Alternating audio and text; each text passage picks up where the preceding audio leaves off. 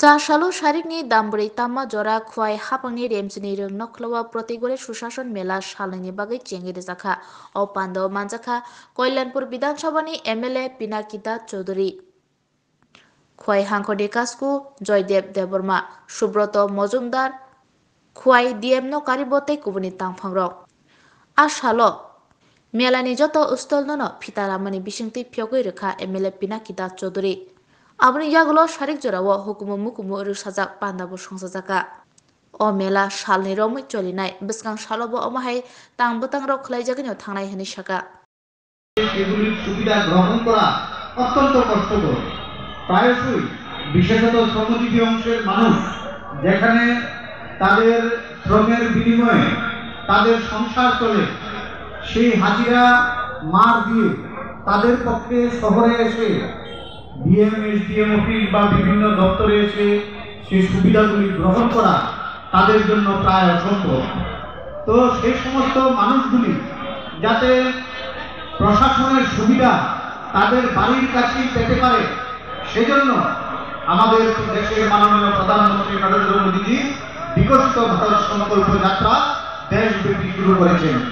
ফলত কি হয়েছে, আমরা দেখতে পেলাম যে আমাদের সেই পিছিয়ে পড়া গ্রামগুলি, সেই দূরবর্তী অঞ্চলের এডিসি ভিলেজগুলি, সেখানেও আমাদের প্রশাসনের প্রতিটা দপ্তরের স্টল সেখানে গিয়ে আরো ত্বরান্বিত হতে হবে, রাস্তাঘাট সহ ইনফ্রাস্ট্রাকচার ডেভেলপমেন্ট হতে হবে। আমাদের দেশে উদ্যোগপতিদের সেখানে আরো বেশি উদ্যমী হয়ে আমাদের ভারতবর্ষে আরো যেন উৎপাদনমুখী হতে পারে, সেই দিকে ভারতবর্ষকে এগিয়ে যেতে হবে।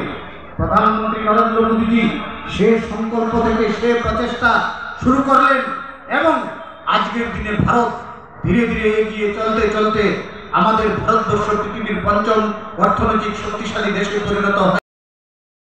যে দাবি এবং প্রয়োজনীয় যে কাগজপত্র করার প্রয়োজন, সেগুলির আবেদন সেখানে জমা দিতে পেরেছে এবং প্রশাসনের পক্ষ থেকেও এই বিকশিত ভারত সংকল্প যাত্রার যে প্রশাসনিক শিবিরগুলি অনুষ্ঠিত হয়েছে, সেই শিবিরগুলির মাধ্যমে যে আবেদন প্রশাসনের নজরে এসেছে, আমরা দেখেছি প্রশাসনও সেখানে কার্যকরী ভূমিকা গ্রহণ করে মানুষকে সেই সুবিধাগুলি দ্রুততার সঙ্গে সেখানে পৌঁছে দিয়েছে। আমাদের দেশ ভারতবর্ষ 140 কোটিরও বেশি মানুষের দেশ, অসংখ্য মানুষ দারিদ্র সীমার নিচে বসবাস করে। প্রধানমন্ত্রী নরেন্দ্র মোদীজি সংকল্প নিয়েছেন এ ভারতবর্ষকে পৃথিবীর তৃতীয় অর্থনৈতিক সমৃদ্ধশালী দেশে পরিণত করতে হবে।